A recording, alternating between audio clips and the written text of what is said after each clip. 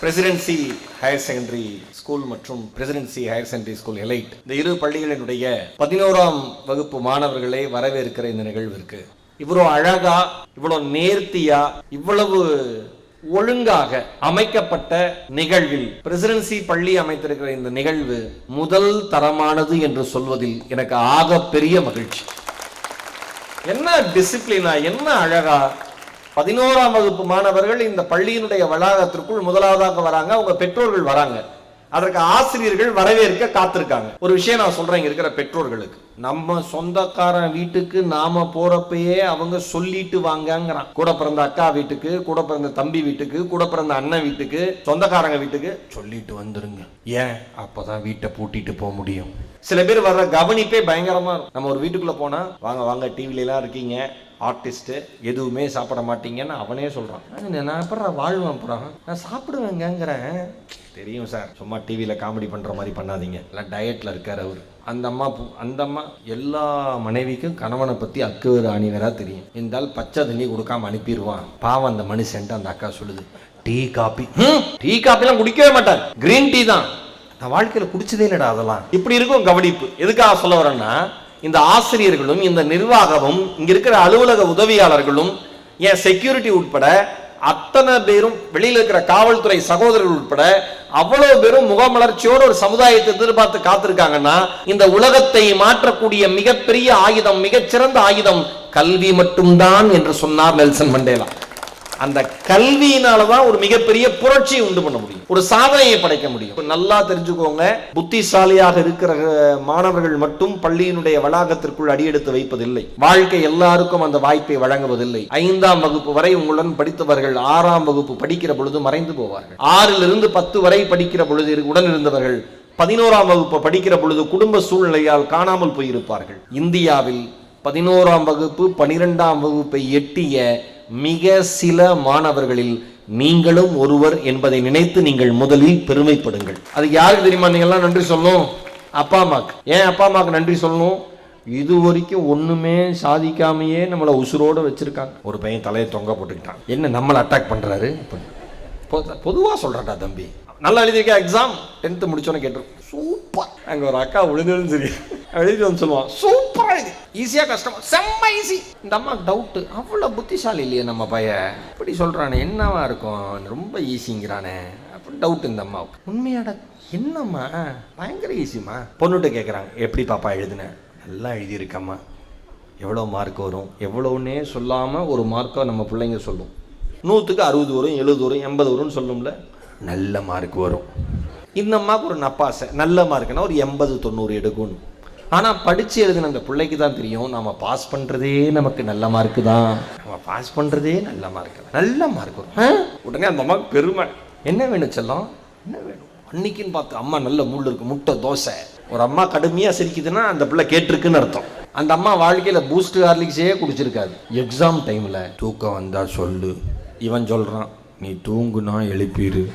நீ தூங்குவேன்னு எனக்கு எப்படி தெரியும்? 10 நிமிஷத்தில் தூங்கிடுவேன். ஏன்? படிக்கிறது அந்த மாதிரி ஒரு சப்ஜெக்ட். பயங்கரமா இந்த அம்மா விடிய உட்காந்துருக்கு, டீ காப்பி கலக்கிட்டு, பூஸ்ட் போனிட்டா கலக்கிட்டு, கதவை தட்டி, ஏதாவது வேணும், டிஸ்டர்ப் பண்ணாத, சும்மா என் கதவை தட்டுறேன். ஏன்னா இவர் பரீட்சை எழுதி முடிச்சோன்னே டப்புனு பிரசிடென்சி ஸ்கூலில் ஸ்டேட் ஃபர்ஸ்ட் வாங்கி, அடுத்து அப்படியே இந்தியாவில் போய், அப்படியே அமெரிக்காவில் போய், அப்படியே வானத்துக்கு மேலே நின்று கீழே பார்ப்பார். டிஸ்டர்ப் பண்ணாத, ஏன் இப்படி பண்ற? இந்த பயத்துக்கு சரி எல்லா அலப்பறையும் பண்ணிட்டீங்களா? 10th எக்ஸாம் ரிசல்ட் வந்துருச்சு. இந்த முட்டை தோசை கேட்ட கேரக்டர் தம்பி மார்க் வந்துருச்சாப்பா. அந்த அக்காக்கு என்னன்னா, உண்மையிலேயே என் புள்ள கேட்டாங்க. இப்ப ரிசல்ட் வந்துருச்சு. இந்த அம்மா முட்டையை கையில வச்சிருக்கு. தம்பி ரிசல்ட் வந்துருச்சா? வந்துருச்சுப்பா. என்ன மார்க்? அது முதல் நாள் நைட் வரைக்கும் ஒரு டிவியில படம் பார்க்க முடியல, அந்த லோட்ஸ் வாய்ஸ் இருந்தது. அடுத்த நாள் கம்மி, அடுத்த நாள் தொண்டை கிட்டலாம் கம்மி, அடி ஆழத்துக்கு போய் என்ன மார்க்க? 50. எதுல? தமிழ்லயே 50 தானா? ஒவ்வொன்னா சொல்லி முட்டை தோசை போடவா? இனிமேல் நீ என்ன சொன்னாலும் கேட்கிறேமா? என்ன சொன்னாலும் கேட்பியா? எங்க கேட்பான்? நீங்க பெத்த ஆதார் கார்டு 4 நாள் தான் கேட்பான். 11th வந்தோம் மறுபடியும் பழைய பூதம் மாதிரி ஆயிடுவேன். நல்லா ஞாபகம் வச்சுங்க, இருக்கிற மாணவர்கள் எல்லாருமே, உங்கள் தாயும் தந்தையும் உங்களுக்கு தருகிற 1 ரூபாய் கூட அவர்கள் உழைப்பின் வியர்வையால், இரத்தத்தால் உழைத்து சம்பாதித்தது என்பதை எப்பொழுது நீங்கள் புரிந்து கொள்கிறீர்களோ அப்பொழுது கல்வியின் மீது கவனம் அதிகரிக்கும். நல்லா புரிஞ்சுக்கோங்க. ஃபர்ஸ்ட் ரூல், ஈரோடு மகேஷ் ரொம்ப நல்லா படிப்பாரா? அவ்வளோ நல்லாலாம் படிக்க மாட்டேன். 10th வந்து ஒரு 80% எடுத்தேன். நல்லா ஸ்மார்ட் ஸ்டூடெண்ட் தான். ஆனால் அந்த பேச்சு போட்டி, கட்டுரை போட்டி, கவிதை போட்டி அதில் ஆர்வம் அதிகம். நீங்க ரொம்ப கவனமா இருங்க. ஈரோடு மகேஷ் அவ்வளவு பிரில்லியண்டா? 10th கிட்டத்தட்ட 80% எடுத்திருப்பேன். 500க்கு 397. மேக்ஸ் அவ்வளவு நல்லா வரும்ல எனக்கு. 10th 96 mark. எல்லாம் 2.5 மணி நேரம் எக்ஸாம். நான் படிக்கிறப்ப 1.25 மணி நேரத்துல எக்ஸாம் எழுதி முடிச்சிட்டேன். எங்க அண்ணன் சொன்னான், உனக்கு சந்தேக புத்தி நிறைய, எழுதின பேப்பர் திருப்பி பாத்துறாத, மறுபடியும் பாத்தீங்கன்னா நீ எழுதின ஆன்சர் உனக்கே குழப்பமா இருக்கும், தயவு செஞ்சு பண்ணிடாதரா அப்படின்னு. எனக்கு அவர் தான் சொல்லி கொடுத்தாரு. அவருக்கு என்ன பத்தி தெரியும். அதனால தெம்பா 100 out of 100 கெத்தரந்தா எங்கேயோ 4 மாதிரி போயிடுச்சு விட்டேன். 12th 96, அதுல 100க்கு இதுல 200. ஒரு 10 வருஷம் இருந்த பழக்கத்தை மாத்துறதுனால எனக்கு மைண்ட் கன்ஃபியூஸ் ஆகி போச்சு. ரொம்ப நல்லா படிப்பேன் நான். ஈரோடு மகேஷ் நல்ல ஸ்மார்ட்டான ஸ்டூடெண்ட் தான். எஃபர்ட் போட்டுருந்தா இன்னும் நிறைய மார்க் வந்திருக்கும். ஒரு டீசென்டான மார்க் ஸ்கோர் பண்ணேன். ஆனா வாழ்க்கையில எல்லாருக்கும் சொல்லிக்கிற மாதிரி ஒரு சின்ன வெற்றியை ஈரோடு மகேஷ் பெற்றிருக்கிறார் அப்படின்னா என்ன காரணம்னா, ஒருபோதும் என் தாயினுடைய தந்தையினுடைய உழைப்பை நான் அலட்சியப்படுத்தியதே கிடையாது. அது மட்டும்தான் என் வெற்றிக்கான காரணம். அது மட்டும்தான் என் வெற்றிக்கான காரணம், வேற எதுவுமே கிடையாது. இருக்கிற எல்லா ஸ்டூடெண்ட்ஸுக்கும் சொல்றேன், 10th வரைக்கும் தாங்க எனக்கு லைஃப்ல எனக்கு இந்த வாழ்க்கையில நான் படிச்சதுல ரொம்ப ரொம்ப பிடிச்ச வார்த்தை ஆங்கிலம், தமிழ் ரெண்டுத்துலயும் சொல்றேன், ரீஸ்ட்ரக்சர். சத்தமா சொல்லுங்க ஸ்டூடெண்ட்ஸ் மட்டும். Very good. ஒரு புள்ள மட்டும் ரொம்ப சத்தமா சொல்லிருக்கு. அது எப்பயுமே ஸ்டூடெண்ட்ல அப்படிதான். ஜனகணமன பண்ணா கூட ஜெய ஹேமா கடைசியா வந்து ஒருத்தன் பாதி நடுவில் விட்டுருவாங்க, எல்லாம் கும்பலா சேர்ந்துக்குவாங்க. கரெக்டா? ரீஸ்ட்ரக்சர், மறு கட்டமைப்பு. ஓகேவா? நீங்க லைஃப, வாழ்க்கைய எப்ப வேணா ரீஸ்ட்ரக்சர் பண்ணிக்கலாம். நல்லா ஞாபகம் வச்சுக்கோங்க. இங்க இருக்கிற எல்லா ஸ்டூடெண்ட்ஸ்க்கு சொல்றேன். நான் வந்தோன்னே எனக்கு ரொம்ப பிடிச்ச விஷயத்த ஒண்ணு ஜெயந்தி அம்மா சொன்னாங்க, பிரதரும் சொன்னார், கௌதம் சொன்னார். சார், போன வருஷம் தமிழகம், புதுச்சேரி 2 மாநிலத்திலையும் சேர்த்து மாநில அளவில் முதலிடம் பிடித்த பள்ளி இந்த பள்ளி. ஒரு கல்வி நிறுவனத்தினுடைய வேலை என்பது சிறந்த மாணவர்களை மீண்டும் சிறந்த மாணவர்களாக உருவாக்குவது அல்ல.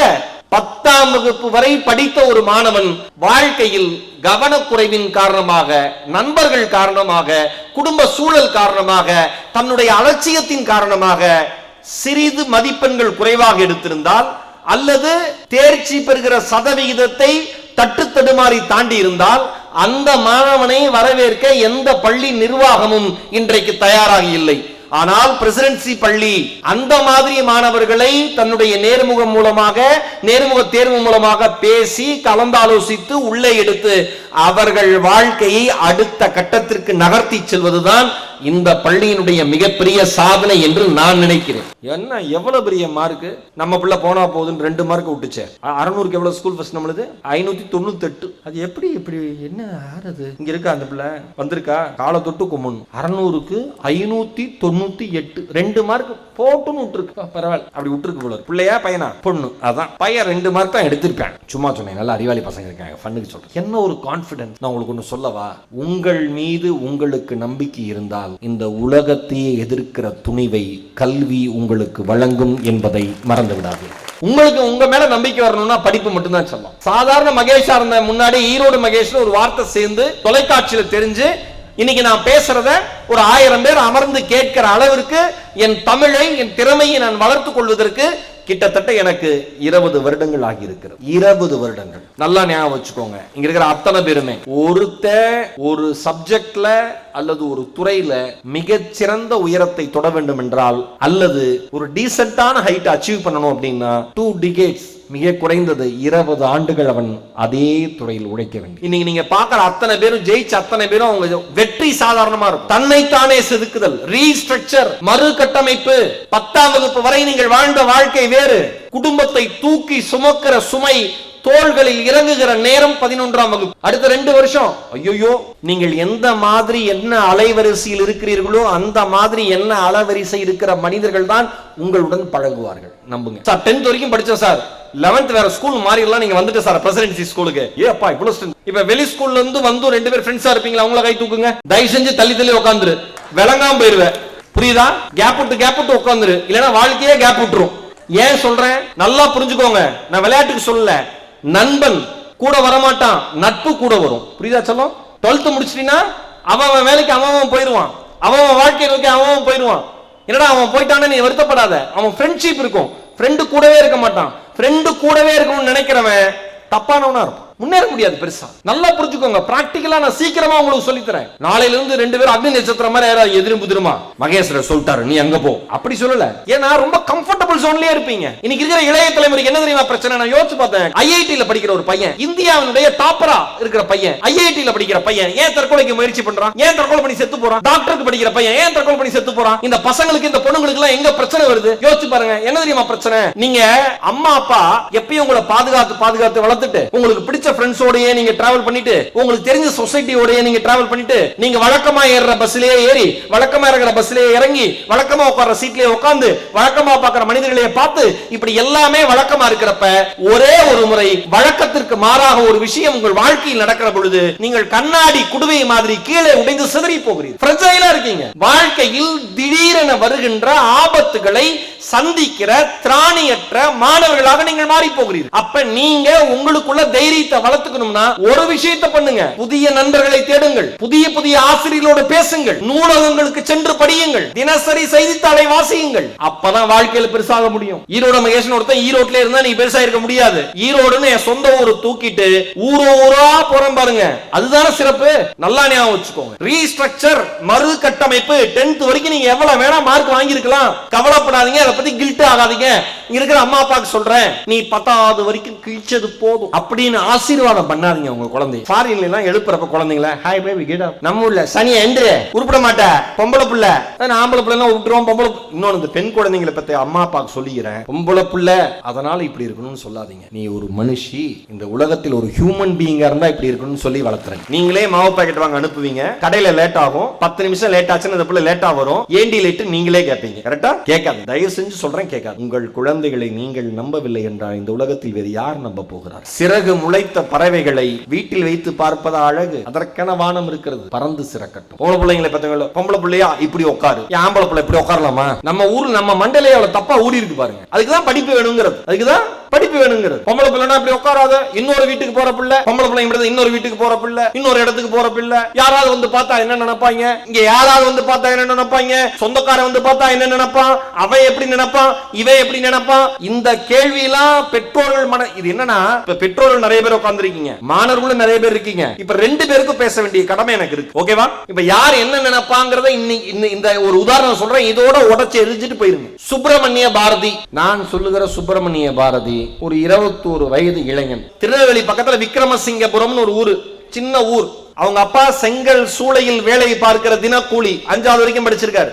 அம்மா 8வது வரைக்கும் படிச்சிருக்காங்க. அந்த சுப்பிரமணிய பாரதி BA ஹிஸ்டரி முடிச்சிட்டு அண்மையில் வெளிவந்த IAS பட்டியல்ல தமிழகத்தின் சார்பாக தேர்ந்தெடுக்கப்பட்ட இளம் IAS அதிகாரியாக தேர்ச்சி பெற்றிருக்கிறார். 22 வயசு நடக்குதுன்னு நினைக்கிறேன். சுப்பிரமணிய பாரதி IAS இன்டர்வியூன்னு போடுங்க யூடியூப்ல. the most inspiring interview. அவங்க அம்மா அப்பா அந்த பையன் நிக்கிறான், இன்னொரு தம்பி நிக்கிறான். அந்த அம்மாட்ட கேக்குறாங்க பத்திரிகையாளர்கள், உங்க பையன் எப்படி படிக்கிறான்? நல்லா படிச்சாங்க, நல்லா படிச்சான், 12th நல்ல மார்க் எடுத்தான், BA ஹிஸ்டரி சேர்த்தணும். சொந்தக்காரங்க வந்து சொன்னாங்க, உங்க அப்பா செங்கச்சூளையில கஷ்டப்படுறாரு, உனக்கு என்ன வேலை? போய் அப்பாவோட வேலை செய், போய் அப்பாவோட வேலை செய். இல்ல BA ஹிஸ்டரி படிச்சு என்ன படிக்க போற, என்ன பண்ண போற அப்படி எல்லாம் கிண்டல் பண்ணாங்க. நானும் என் கணவரும் என் குழந்தைகளும் ஒரு முடிவு பண்ணோம். குறிப்பா நானும் என் கணவரும் ஒரு முடிவு எடுத்தோம். என்ன முடிவு எடுத்தீங்க? அத்தனை சொந்தக்கார நம்பரையும் பிளாக் லிஸ்ட்ல போட்டோம். ஏன்? போன்ல கூட எவனும் போன் பண்ணி கேட்டு தொந்தரவு பண்ணிடக்கூடாதுன்னு. உங்க பையன் படிச்சானா? படிச்சான். ஆனா அவனை நான் அடிச்சேன். என்ன IAS ஆன பையனை அடிச்சிங்களா? ஏன் அடிச்சீங்க? அடிச்சேன். ஏன் அடிச்சீங்க? நைட்டு 12 மணிக்கு மேல படிப்பான், அதனால அடிச்சேன். ஒரு அம்மா பக்கத்தில் இருக்கிற அவன் பையனை பார்க்குது. என்னைக்காவது கடிகாரத்தில் 12 பார்த்துருக்கியாரா? கையில் புத்தகத்தை வச்சுக்கிட்டு 12 மணிக்கு மேலே படிக்காதரா, 1 மணிக்கு மேலே படிக்காதரான்னு அடித்தேன். மிகச்சிறிய வீடு. அந்த வீட்டில் இருக்கிற சமையல் அறையில் இருக்கிற ஒற்றை மின்சார பல்பின் வெளிச்சத்தில் படித்து அந்த இளைஞன் இன்றைக்கு தமிழகத்தினுடைய இளம் IAS அதிகாரியாக தேர்வாகி இருக்கிறான்.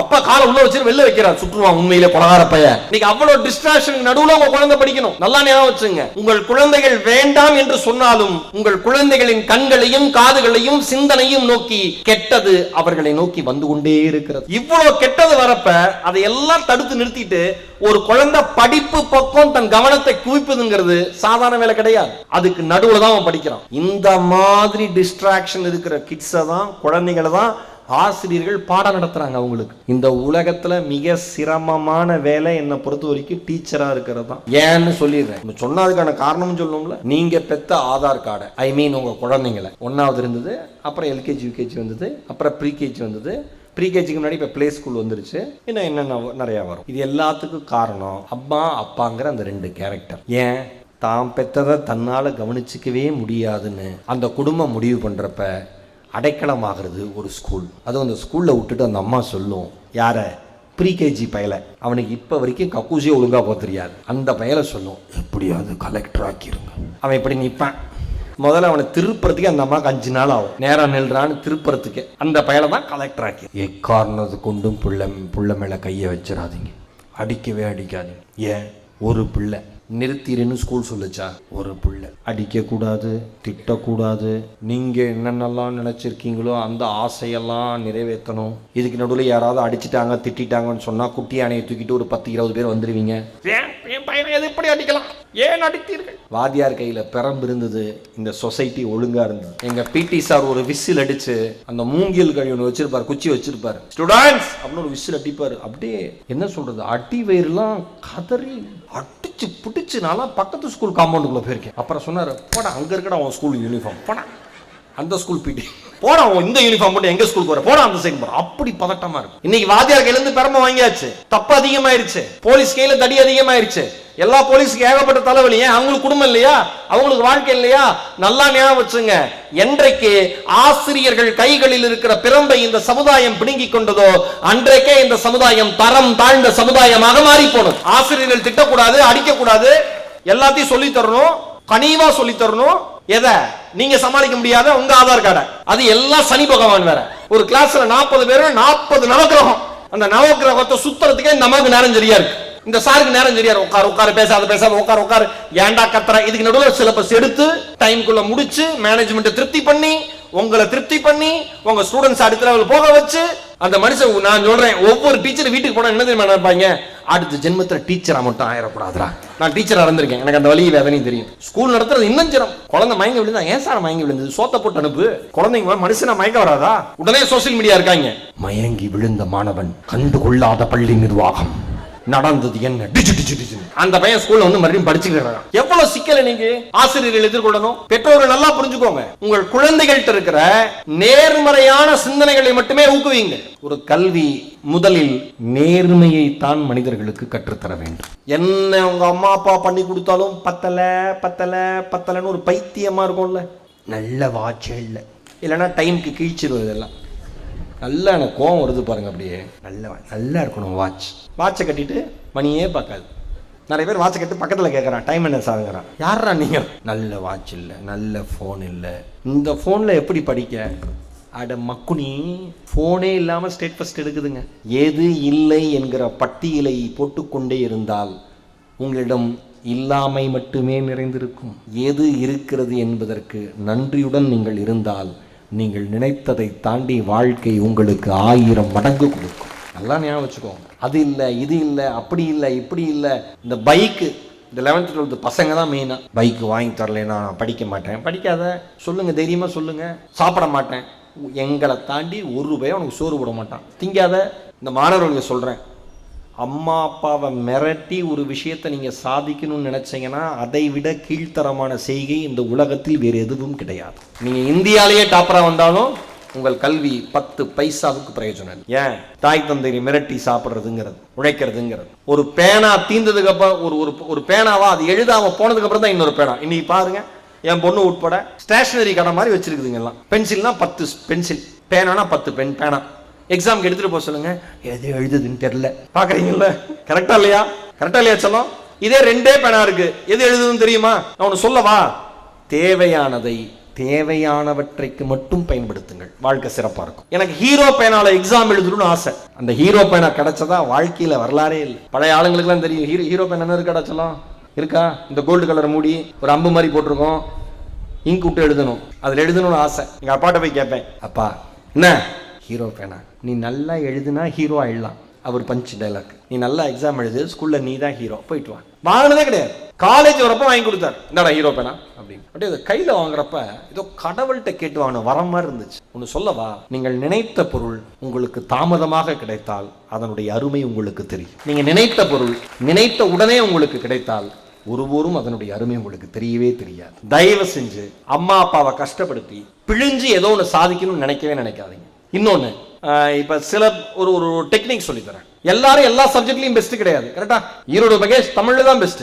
கெமிஸ்ட்ரியில் ஏதாவது கொடுத்தீங்கன்னா பாய போட்டு அழுவேன், இங்கேயே ஆளை விடுங்க சாமின்னு. எனக்கு கெமிஸ்ட்ரி பென்சிங் தேன் குடுமா இருக்கும், பயமா இருக்கும் பார்க்கவே. எனக்கு கெமிஸ்ட்ரி வரவே வராது, நான் தமிழ்ல தான் பெஸ்ட். கணிதமேதை ராமானுஜம் கணிதத்துல தான் பெஸ்ட், கரெக்டா? எல்லாரும் ஏதோ ஒரு சப்ஜெக்ட்ல தான் டாப்பரா இருப்பாங்க, நீங்களும் அப்படிதான் இருப்பீங்க. மத்த சப்ஜெக்டோட பேசிக் நாலேஜ் வேணும். எல்லா சப்ஜெக்ட்லயும் எல்லாருமே டாப்பரா இருக்க முடியாது. நீங்க எது வீக் சப்ஜெக்ட் நினைக்கிறீங்களோ 11th இருந்து அது என்னோட வீக்னஸ் இல்லைன்னு நம்புங்க. பாயிண்ட் நம்பர் 1, எது நீங்க வீக் நினைக்கிறீங்களோ அது என்னோட வீக்னஸ் இல்லைன்னு நம்புங்க. சரி, வீக்னஸ் இல்லைன்னு நம்பிட்டேன், ஆனா அதை நல்லா படிக்கணும். என்ன பண்றது? சிம்பிளான ஒரு டெக்னிக் சொல்லி தரேன். 20 minutes மேஜிக், இது பேர். இப்ப தகம், உங்களுக்கு எந்த சப்ஜெக்ட் கஷ்டம்? தமிழா? என்னடி செல்லக்குட்டி என்கிட்டயே அப்படி சொல்லிட்டேன், உக்கார், தப்பே கிடையாது, கரெக்ட், நீ தெரியுமா சொன்னீங்க, வாழ்த்துக்கள். தமிழ் சிரமம்னு நினைக்கிறேன். 10th எவ்வளவு மார்க் எடுத்த? 10th தமிழ்ல 98. என்ன வச்சு காமெடிக்கு 100 எடுத்திருக்கணுமா? உன்னுடைய தாயார் வந்திருக்கிறாரா? உங்கள் குழந்தை இனிமேல் நக்கல் நையாண்டி இல்லாமல் வளர்க்க கற்றுக்கொள்ளுங்கள். அமருங்கள், உட்கார். 98 எடுத்துட்டு கஷ்டம். இப்ப கேட்கிற மாதிரி சிங்க குட்டிட்டேன். இப்ப கேட்கிற இல்ல இப்ப கேட்கிற மாதிரி சிங்க குட்டிட்டு திரும்புறேன், 50 பைய தலை தொங்க போடுறேன். அதான்டா என் இனம். வெரி குட் செல்ல குட்டி. இப்ப எதெல்லாம் சிரமம் நீங்க நினைக்கிறீங்களோ, ஒரு நாளைக்கு நான் தம்பி பக்கம் திரும்ப ரொம்ப சங்கடப்படுறான், உன் பக்கமே வரேன். ஒரு நாளைக்கு நீ தமிழ் 2.5 மணி நேரம் படிக்கணும்னு சொல்லலாம். அந்த பிள்ளை சொல்லுது, போயா நான் 90 மார்க்கே எடுத்துக்கிறேன். இவன் என்ன சொல்லுவான்? இத்தோடு படிப்பை முடித்துக் கொள்கிறேன் நன்று. யாரா இருந்தாலும் அதான் சொல்லுவாங்க, கரெக்டா? நான் ஒன்று சொல்றேன், ஒரு நாளைக்கு நீங்கள் எதுல பலவீனமா இருக்குன்னு நினைக்கிறீங்களோ அந்த சப்ஜெக்டை 20 நிமிடங்கள், எவ்வளோக்கண்ணா? 20 நிமிடங்கள் எந்த கவன சிதறலும் இல்லாம ஃபோக்கஸ்டா படிச்சீங்கன்னா, கன்சிஸ்டண்டா அதே மாதிரி வருடம் முழுக்க படிச்சீங்கன்னா, அந்த சப்ஜெக்டோட ஸ்கூல் டாப்பர் நீங்களா மட்டும்தான் இருப்பீங்க. கன்சிஸ்டன்சி என்னமா? கன்சிஸ்டன்சினா என்னடா? என்னது கன்சிஸ்டன்சினா? அது கன்சிஸ்டன்சி தான். என்னது? என்ன சொல்லலாம்? தமிழ் எப்படி சொல்லலாம்? எப்பொழுதும் ஒரே மாதிரியான தொடர்ச்சியான முயற்சி, அதுக்கு பேர் தான் கன்சிஸ்டன்சி. இப்ப ஈரோடு மகேஷோட கன்சிஸ்டன்சி என்ன அப்படின்னா, ஒரு நாளைக்கு தினமும் ஒரு நாளைக்கு குறைந்தபட்சம் 100 பக்கங்களை படிக்க வேண்டும் என்பது என்னோட கன்சிஸ்டன்சி. இது சாத்தியமான்னு கேட்டா நிச்சயமா சாத்தியம். இது சாத்தியமான்னு கேட்டா நிச்சயமா சாத்தியம். 100 பக்கம் தொடர்ச்சியா வாசிப்பு பழக்கம் இருக்கிறவங்களுக்கு அதிகபட்சம் ஒரு 1.5 மணி நேரத்தில் படிச்சிடலாம். வெள்ளத்து அணையது மலர் நீட்டம், மாந்தர்தம் உள்ளத்து அணையது உயர்வு. படிக்கணும், படிக்க படிக்க படிக்க எந்த சிச்சுவேஷன் வேணா நம்மளால ஹேண்டில் பண்ண முடியும். நீ கன்சிஸ்டன்சியா இருந்துட்ட அப்படின்னா வாழ்க்கையில மிக சுலபமா ஜெயிச்சிடலாம். உன் வாழ்க்கையை மறு கட்டமைப்பு பண்ணணும்னா, 10th வரைக்கும் நான் இந்த சப்ஜெக்ட் எல்லாம் தடுமாறினேன், இனிமேல் இந்த சப்ஜெக்ட் கஷ்டம்னு நினைக்கிறேன், இனிமேல் இந்த சப்ஜெக்ட் கஷ்டம்னே நினைக்க கூடாது. அதுக்கு என்ன பண்ணணும்னா, ஒரு நாளைக்கு 20 நிமிடங்கள் எதுல நீ பலவீனமா இருக்க நினைக்கிறையோ அந்த சப்ஜெக்டை எந்த டிஸ்ட்ராக்ஷனும் இல்லாம படிக்க கத்துக்கோ. இங்க இருக்கிற பெற்றோர்களுக்கு ஒரு தாழ்மையான வேண்டுகோள், அடுத்த 2 வருடங்கள் உங்கள் வீட்டிற்கு வெளியே ஏதாவது ஒரு வீட்டிற்கு போய் நீங்கள் விரும்புகிற சீரியலை செல்போனில் பார்த்து விட்டு மறுபடியும் வீடு வந்து சேரவும். குழந்தைங்களை படின்னு சொல்லிட்டு இந்த இடத்துல சீரியல் ஆன் பண்ண எப்படியாவது அவனுக்கு விஷம் வச்சிடணும், உன் குடும்பம் விளங்காது. இதான் டிவியில் வருது, கரெக்டா? சீரியல்ல நல்லதா சொல்றாங்க, நல்லா இருப்பீங்க, சூப்பரா இருப்பீங்க நான் சொல்றான், இப்படிதானே வருது. நான் மறுபடியும் சொல்றேன், இருக்கிற எல்லாருக்கும் பொதுவா சொல்றேன், நீங்கள் மறுபடியும் மறுபடியும் எதை உள்வாங்கிக் கொண்டே இருக்கிறீர்களோ அந்த வாழ்க்கை தான் உங்களை நோக்கி வந்து கொண்டே இருக்கும். ரொம்ப கவனமா இருங்க. கன்சியூம் பண்றதுங்கிறது சாப்பிடுறது மட்டும் இல்ல, பார்ப்பது, கேட்பது, சிந்திப்பது, பழகுவது எல்லாமே கன்சியூம் தான். ரொம்ப கவனமா பழகுங்க. அதனாலதான் வள்ளுவர் சொன்னாரு, அழச் சொல்லி அல்லது இடித்து வழக்கறிய வல்லோர் நட்பு ஆய்ந்து கொள்ளல். டே நீ தப்பு பண்றேன்னா தப்புன்னு சொல்லி நீ பண்ண தப்புக்காக உன்னை வருத்தப்பட வச்சு எவன் வாழ வைக்கிறானோ அந்த நண்பன் நல்ல நண்பன்டா. அந்த மாதிரி நண்பனை சேர்த்துக்கோ. நம்ம நண்பன்லாம் எப்படி, மச்சான் பாண்டிச்சேரி பஸ் ஸ்டாண்ட் போலாம்டா, அங்க போலாம் மாடி போலாண்டி, எல்லாத்துக்கும் ஆமாண்டி சொன்னா அவன் நல்ல ஃப்ரெண்ட்ஸ், இல்லைன்னா நல்ல ஃப்ரெண்ட்ஸ் இல்ல. எவன் உன் கருத்தை எதிர்க்கிறானோ அவனிடம் இன்னும் அதிகமாக பழகு. எது உண்மைன்னு அப்பதான் உனக்கும் புரியும் அவனுக்கும் புரியும். அதனாலதான் சொன்னேன், வேற ஸ்கூல்ல இருந்து இந்த ஸ்கூல் வந்தவங்க 2 பேரும் ஒரே ஸ்கூல்ல இருந்து வந்திருந்தீங்கன்னா பக்கத்துல உட்காந்துராத. ஏன்? செய்வினை செயற்பாட்டு வினை. கன்சிஸ்டன்சியா இருங்க, விடாமுயற்சியோடு இருங்க. மறு கட்டமைப்பு எப்ப வேணா பண்ணிக்கோங்க. இங்க இருக்கிற மாணவர்கள் அத்தனை பேருக்கு சொல்றேன், இந்த உலகத்தினுடைய வாய்ப்புகள் மிக மிக மிக பெருசு. 11th 12th படிக்கிறப்பயே நீங்க இன்டர்நேஷனல் சர்டிபிகேஷன் கூட ஃப்ரீயா பண்ண முடியும். ஆன்லைன்ல தேடி பாருங்க. உங்க படிப்பு சார்ந்த ஃப்ரீ கோர்ஸ் ஏதாவது உலக பல்கலைக்கழகங்கள் எடுக்கிறாங்களான்னு தேடுங்க. தேடினாதான் கிடைக்கும். இன்னைக்கு நம்ம எதையுமே தேடுறது இல்லையே. நம்ம தேடுதல்ங்கிறது எங்க இருக்கு? நமக்கு தெரிஞ்ச 4 ஃப்ரெண்ட்ஸ், நம்ம ஏரியால படிச்ச அண்ணன் அக்கா, இல்ல நமக்கு சொல்றவங்க 4-5 பேர், இவ்வளவுதான் நம்ம தேடுதல். தேடுதல் நிறைய இருக்கணும். எந்த போனால உங்க வாழ்க்கை அழியுதுன்னு சொல்றாங்களோ அந்த போனை வச்சு உங்களால வாழவும் முடியும். மேடை பேச்செல்லாம் உன்னால பேசவே முடியாதுன்னாங்க. சொன்னவங்க அத்தனை பேர் டிவியில் உட்காந்து என் ப்ரோக்ராம் தான் பார்க்குறான். சொல்லப்பட்ட ஆள் உங்க முன்னாடி மேடையில் இருக்கேன். பிறர் உங்களை பற்றி சொல்லுகிற விமர்சனம் அவர்களுடைய எண்ணம். ஒருபோதும் அது உங்களுடைய வாழ்க்கை இல்லை இல்லை என்பதை நம்புங்கள். புரியுதா? யார் சொன்னாலும் எப்ப சொன்னாலும் அது அவங்க விமர்சனம், அவ்வளவுதான். அவங்க சொல்றதுக்கும் நமக்கும் எந்தவித சம்பந்தமும் இல்லைன்னு நம்புங்க. இன்னொன்னு ஸ்டூடெண்ட்ஸுக்கு சொல்றேன், பேரண்ட்ஸுக்கு சொல்றேன், உங்கள் குழந்தைகளுக்கு வழிகளை தாங்குகிற பக்குவத்தை சொல்லிக் கொடுங்க. எனக்கு ரொம்ப ஆச்சரியமே, குழந்தைங்களே விளையாடவே விடுறதில்ல பெற்றோர்கள். என் இனிய பெற்றோர்களே, தயவு செஞ்சு உங்க குழந்தைங்க விளையாடுறதுக்கு நேரத்தை ஒதுக்கி கொடுங்க. ஏன் பசங்க கிட்ட இருந்து அவ்வளவு கைத்தட்டல் வருதுன்னா, பசங்க தான் விளையாடுவான், பொண்ணுங்க நவரவே நவராது. வீட்டுல இருந்து கிளம்பி ஸ்கூலுக்கு வந்து பார்க்கிங், ஸ்கூல்ல இருந்து கிளம்பி நம்ம வீட்டுல போய் பார்க்கிங், நடுவில் ஆக்டிவிட்டிங்கிறது 0. தயவு செஞ்சு விளையாடுங்க. என்னோட வேண்டுகோள், விளையாட தான் உடல் உறுதியாகும். உடல் உறுதியா இருக்கத்தான் எண்ணங்கள் தெளிவாகும். எண்ணங்கள் தெளிவா இருக்கத்தான் செயல்கள் தெளிவாகும். செயல்கள் தெளிவா இருக்கத்தான் எல்லாமே சாத்தியப்படும். அனைத்து இலக்கையும் அடைவதற்கு உடல் ரொம்ப முக்கியம். ஞாபகம் வச்சுங்க. தயவு செஞ்சு விளையாடுங்க. புரியுதா? நேரத்தை ஒதுக்குங்க. டைம் மேனேஜ் பண்ண கத்துக்கோங்க. நேரமே இல்லை, இது சொல்றவங்களை கேட்டா எனக்கு இது மாதிரி ஒரு காமெடி உலகத்திலே இல்லைன்னு. டைட்டா இருக்கு சார், என்ன டைமே, அப்படி என்ன பண்றீங்க? ஒன்றும் பண்ணல, அப்ப டைம் இருக்காது. அது எப்படி? ஒரு US பிரசிடென்ட்டுக்கு டைம் இருக்கு, இந்திய பிரதமருக்கு டைம் இருக்கு, தமிழக முதல்வருக்கு டைம் இருக்கு, பள்ளியோட கரஸ்பாண்டனுக்கு டைம் இருக்கு, 2 ஸ்கூலை மேனேஜ் பண்றாங்க, பிரின்சிபலுக்கு, டீச்சர்ஸ்க்கு, எல்லாத்துக்கும் டைம் இருக்கு. படிக்கிற ஸ்டூடெண்ட் நமக்கு எப்படி டைம் இல்லாம இருக்கும்? நேரத்தை ஒதுக்க, நேரத்தை சமாளிக்க, நேரத்தை கையாள தெரியலன்னு அர்த்தம். நல்லா புரிஞ்சுக்கோங்க. டைம் மேனேஜ்மெண்ட் 11th 12th ரொம்ப ரொம்ப முக்கியம். புரியுதா சொல்லுங்களா? மார்னிங் எத்தனை மணிக்கு எந்திரிக்கணும்? எந்திரிச்சிடணும். அதுக்கு பேர் தான் ஒழுக்கம்.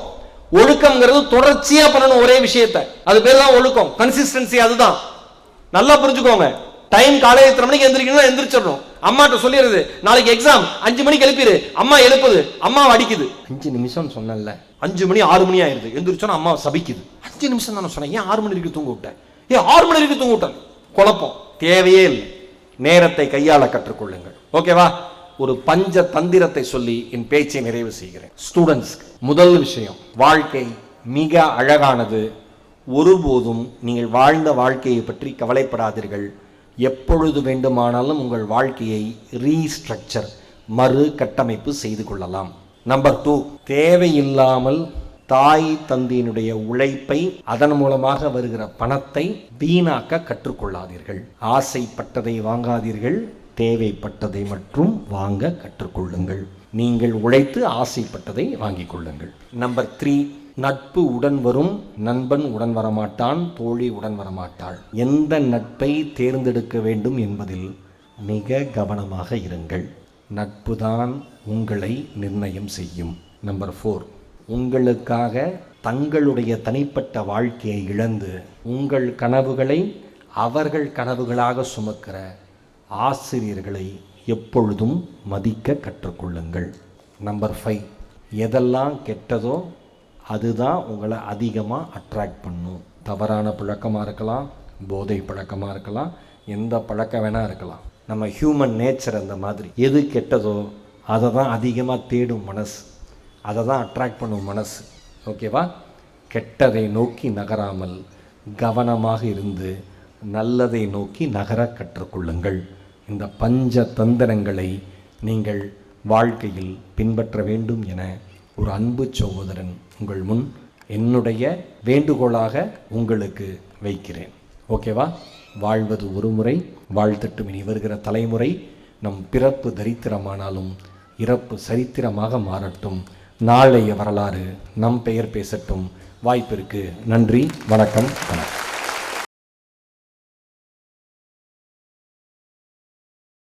இன்னைக்கு புதுச்சேரி மண் எனக்கு ரொம்ப பிடிச்ச மண். பாரதிதாசன் பிறந்த மண், பாரதியாருக்கு அடைக்கலம் கொடுத்த மண். புதுச்சேரி மண்ணில் பிரசிடென்சி பள்ளியினுடைய 11ஆம் வகுப்பு மாணவர்களை வரவேற்கிற நிகழ்வு ரொம்ப ரொம்ப அற்புதமா ஏற்பாடு பண்ணியிருந்தாங்க. ஒரு மிகச்சிறந்த கூட்டம்.